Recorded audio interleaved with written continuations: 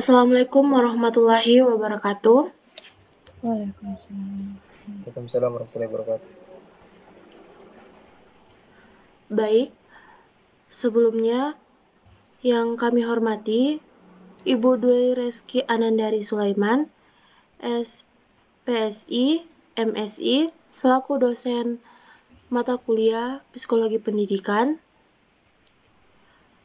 Sebelumnya, izinkan kami untuk memperkenalkan diri.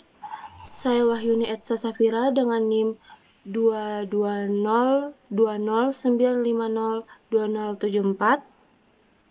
Dan saya adalah Laini dengan NIM 220209502034. Perkenalkan, nama saya Maza Saputra dengan NIM 2102009502138. Dan saya Andi Aidil Febransyah dengan NIM 2202009502082.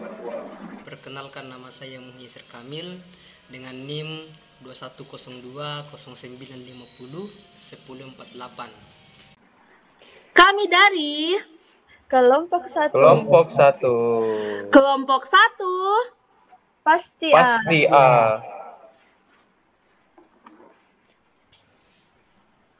Baiklah, materi yang akan kami presentasikan mengenai bedah film berdasarkan teori belajar behavioral.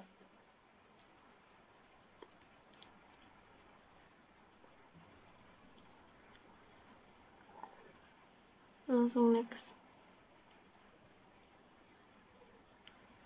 Baik, untuk pemaparan materi mengenai apa itu teori belajar behavioral akan dipaparkan oleh saya sendiri, Wahyuni Etsa Safira.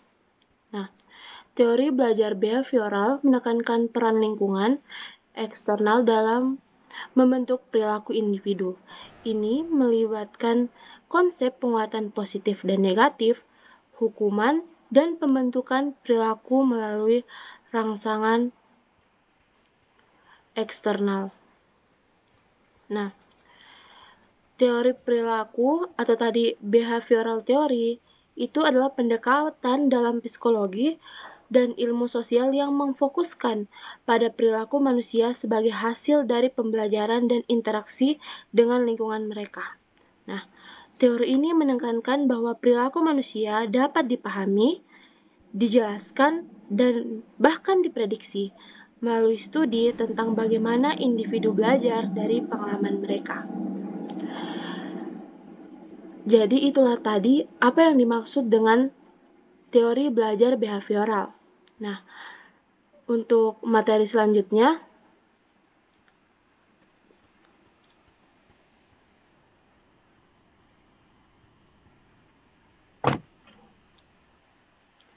mengenai adegan film berkaitan dengan teori belajar behavioral akan dipaparkan oleh rekan saya, Andi Aidil Febriansyah.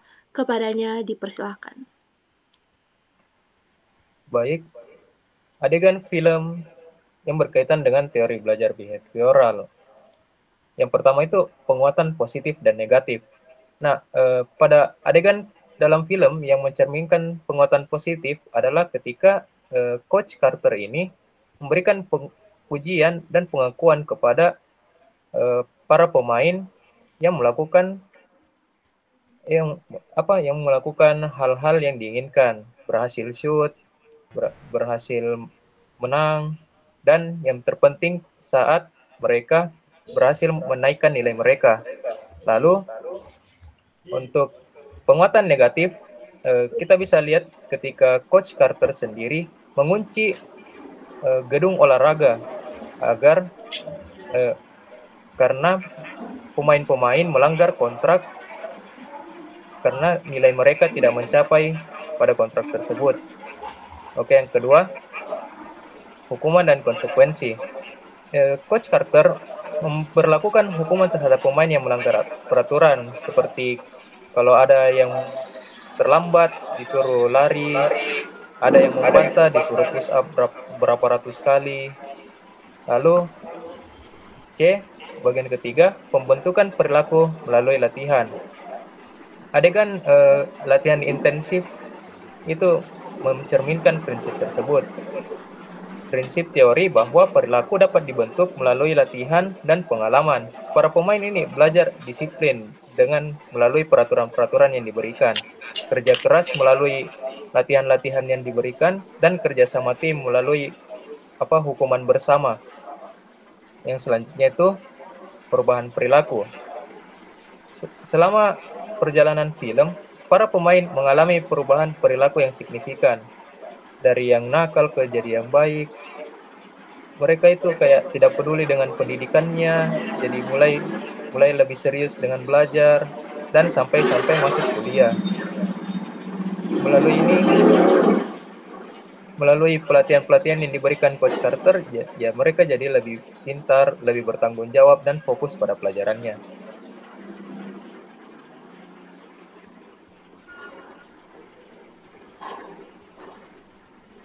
Yang baik, saya kembalikan ke moderator.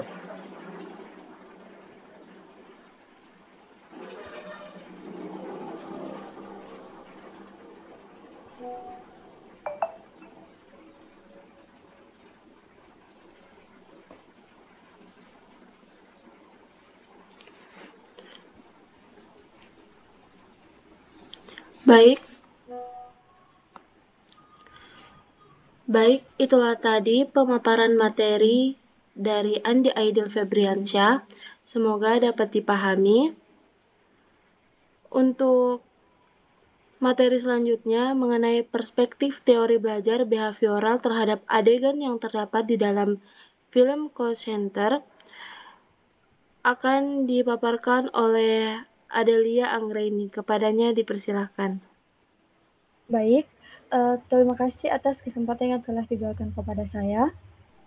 Di sini saya akan memaparkan perspektif teori belajar behavioral terhadap adegan yang terdapat di dalam film Coach Center. Dalam film Coach Center terdapat beberapa adegan seperti adegan Ken Center pertama kali memperkenalkan diri sebagai coach dengan aturan yang ketat. Aturan yang ketat dalam konteks belajar dalam teori behavioralisme seperti memberi hukuman di mana adalah konsekuensi negatif yang bertujuan untuk mengurangi 10 kemungkinan respon tertentu terjadi lagi. Misalnya, ketika coach memberikan hukum kepada anak didiknya ketika melanggar aturan.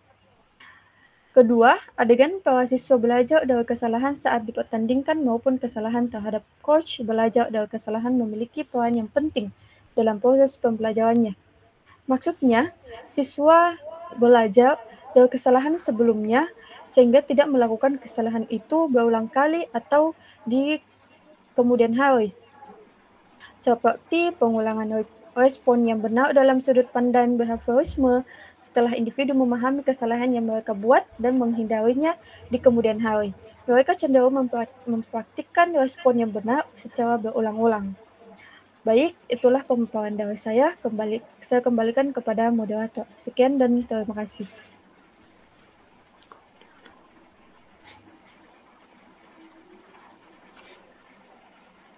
Baik, itulah tadi pemaparan materi dari Adelia Anggraini. Kepadanya diucapkan terima kasih. Semoga pemaparan materi tadi dapat dipahami.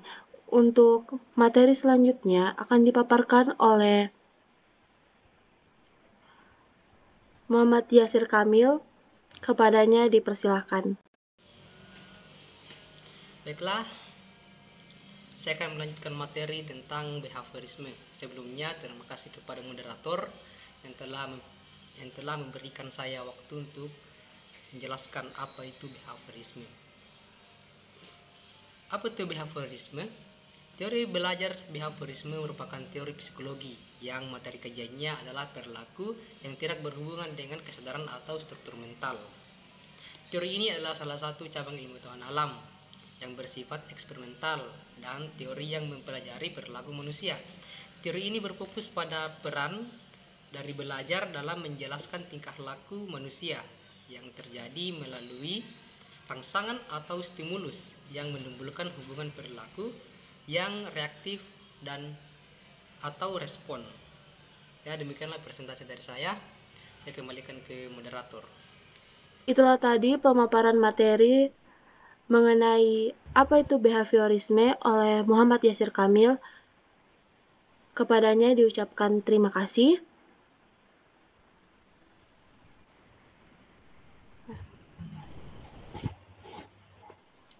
Baiklah, untuk materi selanjutnya mengenai penerapan teori belajar behaviorisme dalam pembelajaran, studi pada anak akan dipaparkan oleh M. Azhar Saputra. Kepadanya dipersilahkan. Baik, terima kasih atas kesempatan yang diberikan oleh moderator. Saya akan melanjutkan materi, yaitu penerapan teori belajar behaviorisme dalam pembelajaran atau dalam studi pada anak. Seorang guru hendaknya banyak memberikan rangsangan atau stimulus ataupun yang artian wejangan awal kepada anak dalam pembelajaran, sehingga anak dapat merespon secara positif, apalagi ketika didukung dengan adanya hadiah atau reward yang berfungsi sebagai penguatan terhadap respon yang telah ditunjukkan oleh anak. Dalam artian, seorang guru berperan penting dalam proses pembelajaran. Dan telah saya juga kutip dalam salah satu buku pengantar pendidikan karya Teguh Triwianto. Di situ ada penjelasan persoalan pola asuh dalam pendidikan atau proses pembelajaran. Seorang anak cenderung semangat dalam hal belajar ketika ada feedback atau timbal balik yang diberikan oleh seorang guru. Kenapa demikian? Karena hal demikian bisa menjadi satu patokan agar anak atau peserta didik semakin giat dan semakin rajin untuk belajar. Mungkin itu saja pemaparan materi singkat dari saya. Saya kembalikan kepada moderator. Baik, terima kasih. Itulah tadi pemaparan materi dari M. Azhar Saputra. Kepadanya diucapkan terima kasih.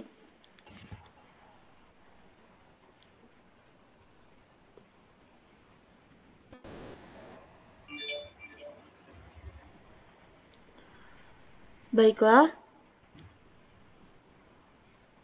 selama sekitar 20 menit lamanya kita telah belajar tentang pentingnya mengasah kemampuan public speaking. Kesimpulannya itu, dalam analisis film call center, berdasarkan teori belajar behavioral, dapat disimpulkan bahwa film ini menggambarkan prinsip-prinsip teori tersebut dalam tindakan dan perkembangan karakter para pemainnya. Film ini menunjukkan bagaimana lingkungan eksternal seperti penguatan positif dan negatif, hukuman, dan latihan intensif dapat mempengaruhi perubahan perilaku individu. Para pemain dalam film ini mengalami perubahan yang signifikan dalam hal disiplin, kerja keras, dan tanggung jawab melalui pengaruh call center. Semoga kita dapat mengimplementasikan satu demi satu poin yang sudah dijelaskan tadi. Dan terima kasih untuk Ibu dosen dan teman-teman atas partisipasinya. Semoga kita dapat bertemu di kesempatan selanjutnya dalam satu kelompok. Sekian, saya tutup presentasi kami dari kelompok 1. Wassalamualaikum warahmatullahi wabarakatuh.